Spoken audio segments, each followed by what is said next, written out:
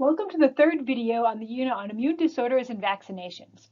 We're now going to switch gears and talk about how we can use the immune system to better protect us through vaccinations. And so in this video, we'll give you a brief overview about what vaccines are and a little bit about the history of vaccination as a process. The whole purpose of vaccination is to induce immunity to a pathogen without actually having to have the pathogen as a disease. When we look at ways that you can get immunity, so get some of that protection and memory against a pathogen, you can have passive mechanisms or active mechanisms of acquiring immunity. And you can have ones that are things that we consider naturally acquired that happen throughout life, or artificially acquired, things that we do and produce in a lab. For your passive immunity, this is when you have antibody, but not the memory cells to make it. So typically naturally acquired passive immunity is when the mom gives all of her antibodies to the infant, both in utero through the placenta and also through breast milk.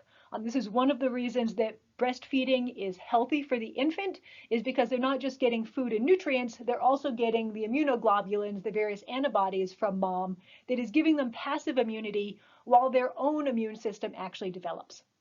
We also do this in medicine, so you can have artificially acquired immunity. You can see here by giving someone else's IgG antibody. This happens in rabies treatments.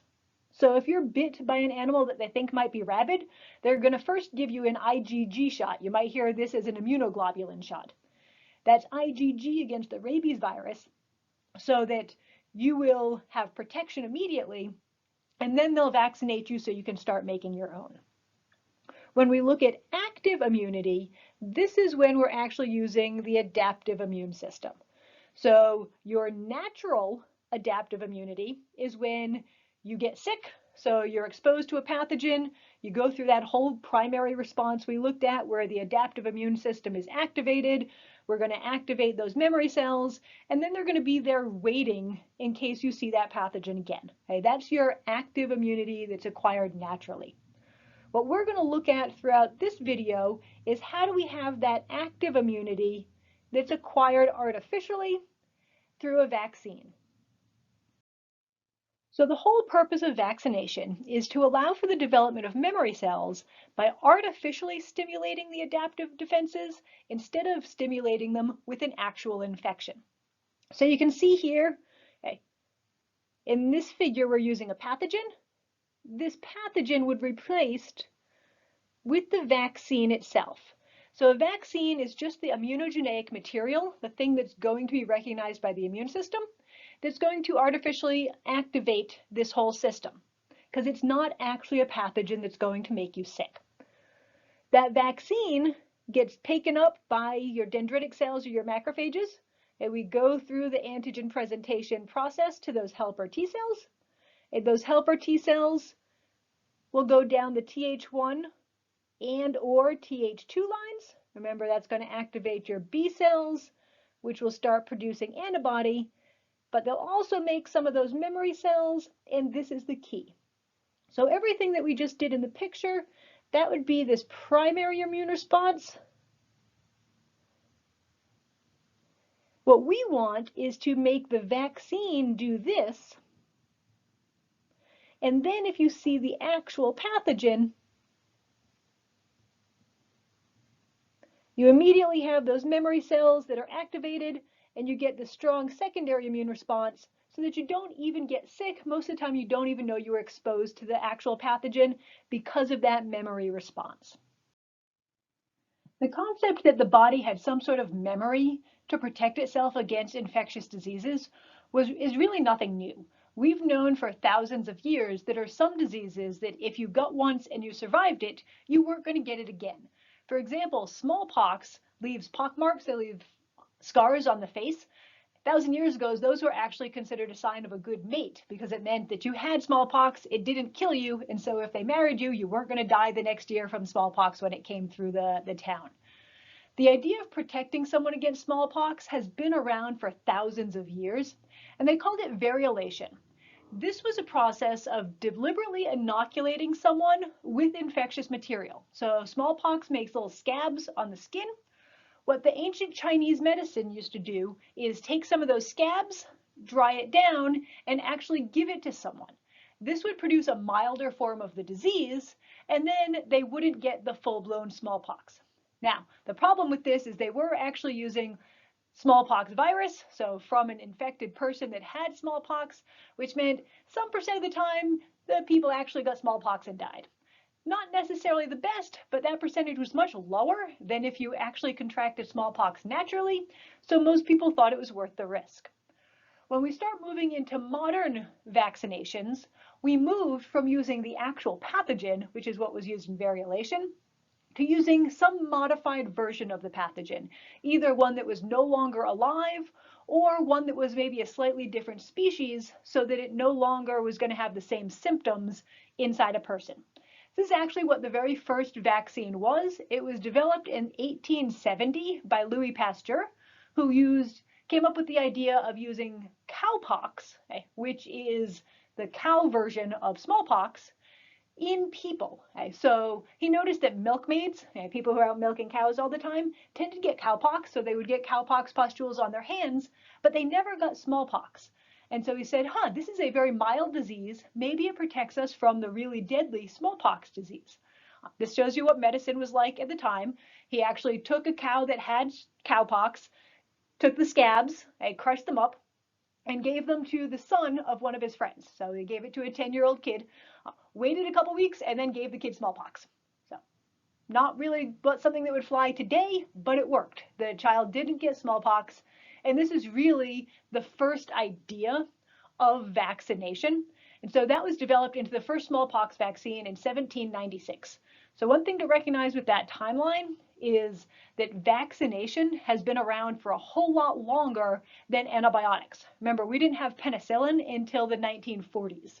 We've been developing vaccines now for well over 100 years. And you can see on the timeline there on the slide, early 1900s, we had come up with typhoid and cholera vaccines.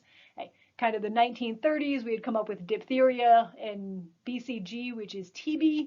And then you can kind of move up in time as we look at the history of how vaccines were developed. A little bit of history, that idea of using cowpox to defeat smallpox. The term in Italian or any of the Latin languages for cow is vacca. That's where the word vaccine actually comes from. Smallpox was not only the first vaccine ever developed, it's also the biggest vaccination success story. So in 1966, the World Health Organization decided to form the Smallpox Eradication Unit. Their goal was to completely eliminate the smallpox virus from the planet. They developed this process called ring vaccination, which you can see here. So ring vaccination allowed for the elimination of smallpox because they didn't have to vaccinate an entire population. Instead, they had to identify who was infected. So this is the infected person. And then they would talk to them and figure out all the people they had come into contact with. All of those people were this first ring of their primary exposure. They'd go, they would talk to those people, they would vaccinate them, and then they'd ask those people, okay, who were your exposures? So who have you met with and talked to? We would then also vaccinate those people for secondary exposures, but that was it. If you hadn't come into contact with the infected person or someone who was in contact with the infected person, you didn't need to vaccinate.